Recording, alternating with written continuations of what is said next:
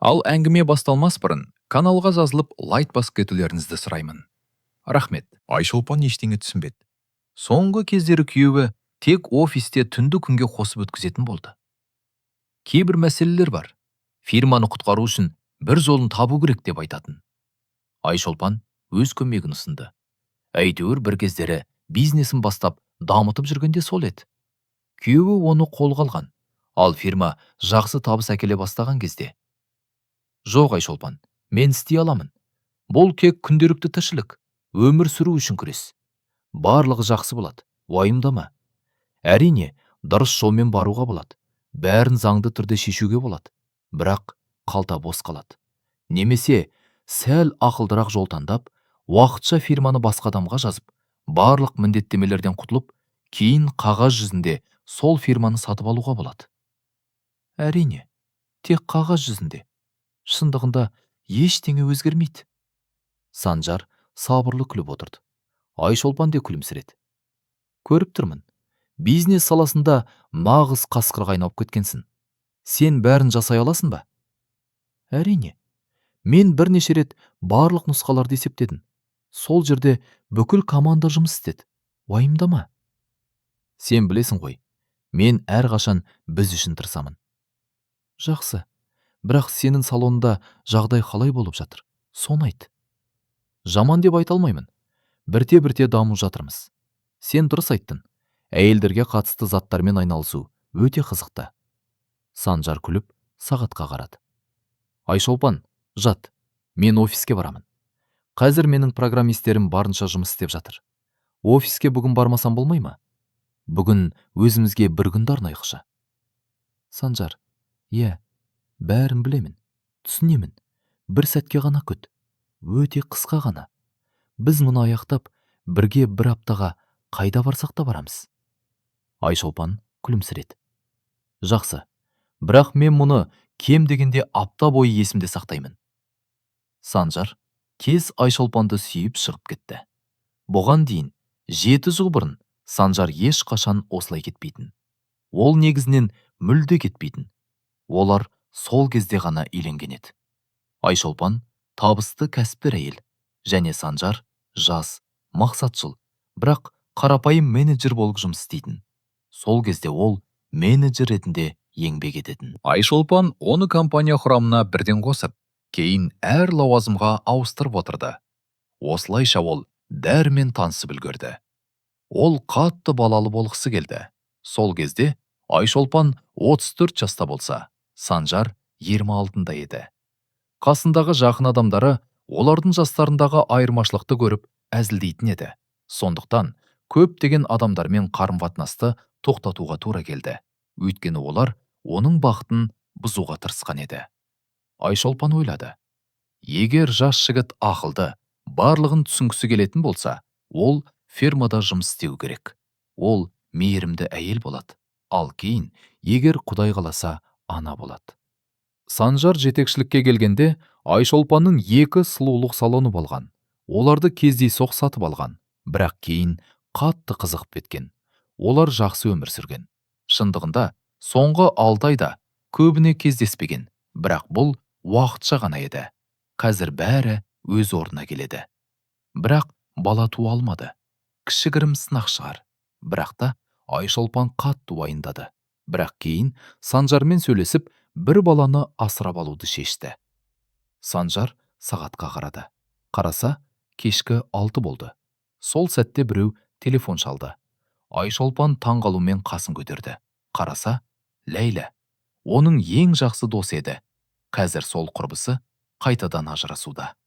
Олар соңғы рет 3 жыл бұрын кездесті. Айына 1 рет сөйлесетін. Алло, Ләйла, сәлем. Даусынан қарап отырсам, сен миллион ұтқан адамға ұқсайсың деп күлімсіреді. Ләйла, әдеттегідей көңіл күйсіз еді. Жақсы, көрсеміз бе? Бұрынғыдай бір жерге отырып сөйлесейік. Лейла бірден келісті. Кеттік, деді ол. Айшолпан күліп жіберді. Бүгін жастарға қалай көңіл көтеру керегін көрсетеміз. Ол тез дайындалды. Жеңіл макияж жасады. Ашық түсті джинсін киді. Сонша уақыттан бері мұндай киім кимеген еді. Костюм мен көйлектерді қарап шықты. Айнаға қарап, тамсанып, Айшолпан, әлі де көріптісін деп айтты да, үйден шықты. Жарты сағаттан соң ол досымен қауышты. Лейла, сенімен соңғы рет 3 жыл бұрын көріскенмін ғой. Иә, деді Айшолпан. Уақыт деген зымырап өтеді. Кеше ғана көріскен сияқты едік, деді.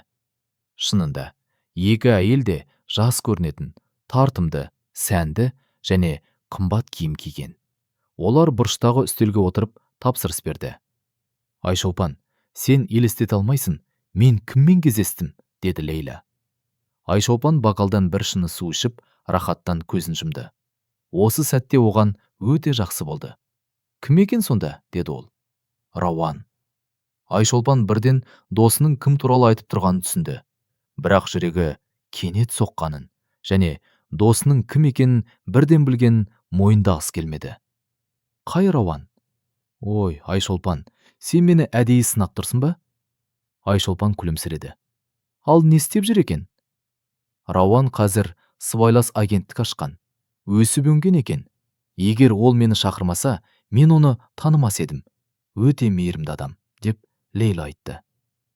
Мен бір нәрсені түсінбедім, деді Айшолпан. Сен әлі де оған өзгеше сезіммен қарайсың ба? Ой, бос сөз айтпа. 20 жыл өтті. Айшолпан ыңғайсызданып қалды. Сол сәтте оны бір сүйкімді ер адам келіп құтқарды. Ол Лейланы би билеуге шақырды. Әрине, бос досы дереу кетті, ал Айшолпан ойлана бастады. Ол сол кезде соңғы курсында оқитын. Ал Рауан? Рауан институтта олардың терезелерін өлшеп жүретін. Ол ғимараттар құрылыс компаниясында жұмыс істейтін. Айшолпан өтіп бара жатып, Рауан сатыдан құлап, оған құлай жаздады. Екеуі ыңғайсыздықтан не істерін білмей күліп жіберді. Олардың махаббаттары ерекше, романтикаға толы еді. Олар бір-бірін қатты жақсы көретін. Бірақ екеуінің де ашуланшақ, қисынсыз мінездері бар еді. Олардың ұрыс-керістері жиі болып тұратын. Әр ұрыс кезінде олар екі жаққа бөлік кететін. Кейін бірнеше күн бойы екеуі де сағыныштан бір-бірінсіз өмір сүре алмайтын. Бұл психологиялық тұрғыдан қажытатын.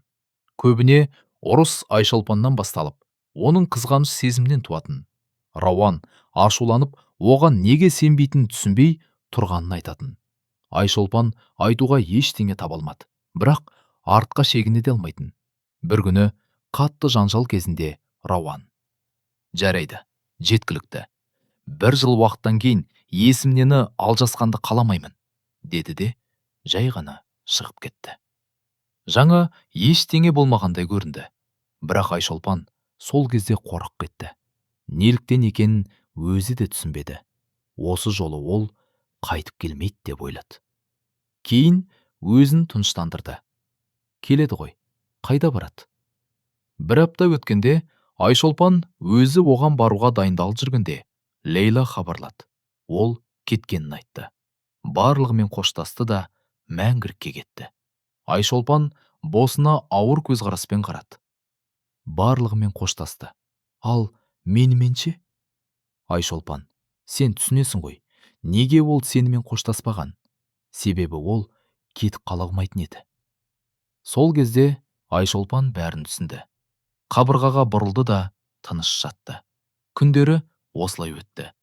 Егер Лейла болмаса, мүмкін бәрі жаман аяқталатын еді.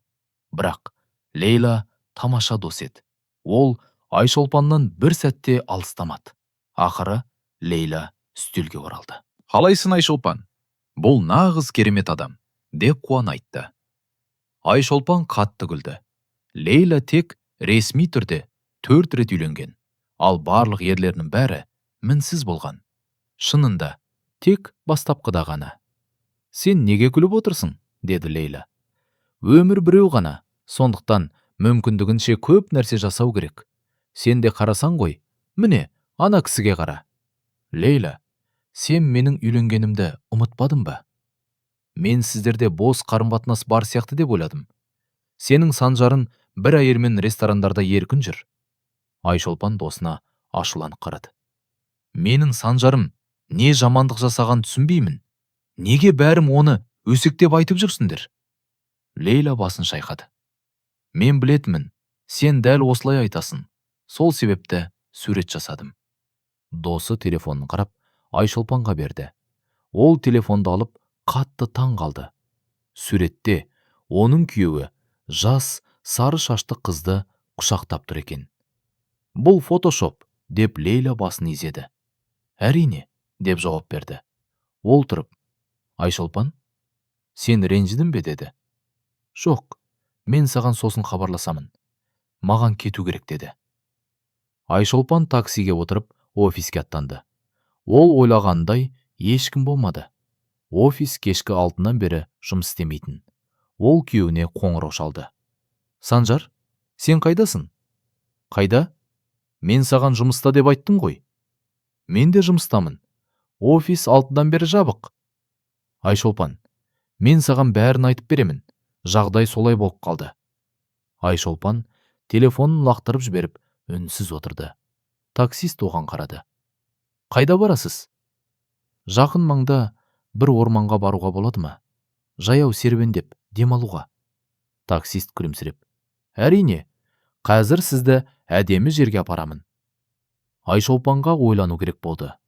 Ол бұл жағдайды қабылдап, дұрыс шешім қабылдауы тиіс еді. Сол сәтте ол телефонын өшіріп, ешкім кедергі келтірмесін деп шешім қабылдады. Телефонды қайтадан қосқанға дейін 2 күн өтті. Ол қалаға оралып бара жатқанда ғана бірден хабарламалар мен қоңыраулар түсе бастады. Ал Айшолпан SMS-терді қарап, біртіндеп суып бара жатқанын сезді.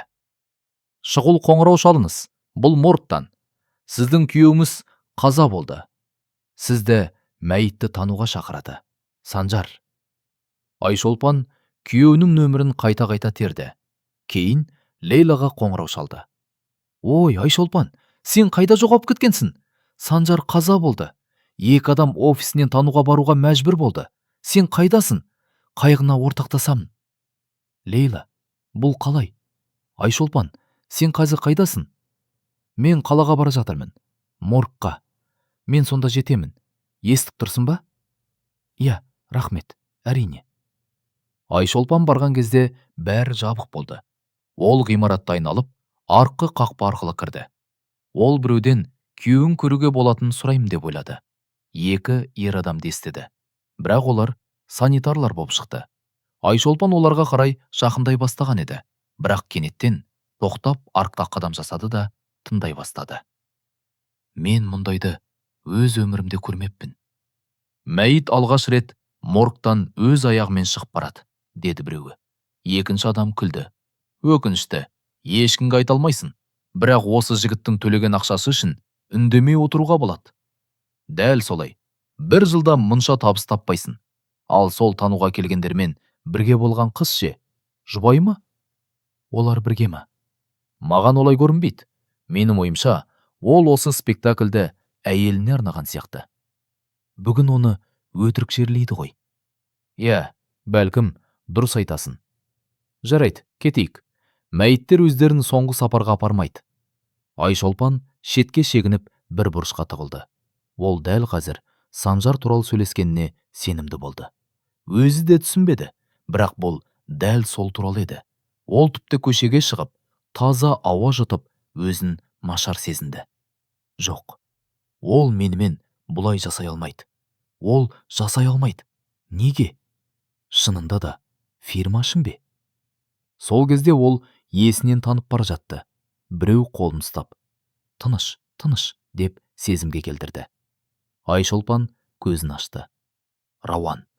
Шындығында бұл Рауан еді. Ал оның артынан Лейла қарап тұрды.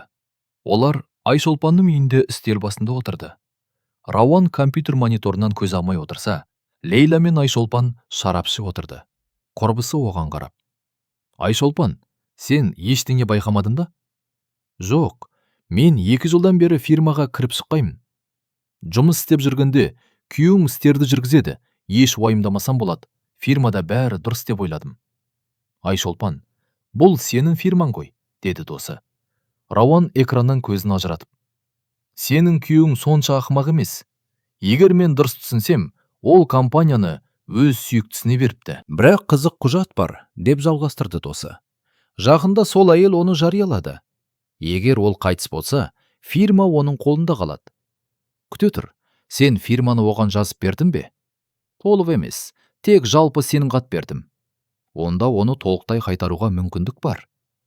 Лейла үйіне ерте кетті. Айшолпан диванға жайғасты. Ал Рауан біреуге қоңырау шалды. Ал Айшолпан өзін оның қасында өзін жайлы сезді. Айшолпан көзін ашты. Рауан қолында көрпе тұр. Неге маған көмектесесің? Рауан күлімсіреп жауап берді. Себебі сені көргенде ештеңе өзгермеген түсіндім. Сен әлі менің Айшолпанымсың. Ұйықта, деді ол күліп. Бәрі түсінікті бола бастады. Әдеттегідей өз-өзін кіналайтын, қиналып зылайтын бұрынғы Айшолпан жоқ. Оған барлығы оңай еді. Өйткені жанында Рауан болды. Оның баяғы Рауаны. Санжарды бір айдан кейін тапты. Ол дәл сол кезде өзінің сүйіктісімен теңізге ұшуға дайындалып жатқан. Парик пен әйел киімінде өте керемет көрінді. Айшолпан тіпті оған комплимент айтты. Бұл күйеуін толықтай шатастырды. Ал ол фирма Айшолпанға қайтып берілетінін білгенде өз серігінен айыптаушы көзқарасты сезді. Ал 2 айдан кейін Айшолпан мен Рауан үйленді. Некеден кейін бірден ол жүкті екенін түсінді. Ол қатты таңғалды. Рауан сабырлы түрде. Жоспарлағаннан сәл кеш болса да, бәрін үлгереміз. Уайымдама. Мен жаныңдамын. Сол сәтте Айшолпан тынышталып ойға батты. Жастың ешқандай маңызы жоқ. Егер Рауан жанымда болса. Құрметті көрермендер, әңгіме осымен аяқталды. Каналға жазылып, лайк басуды ұмытпаңыздар. Рахмет.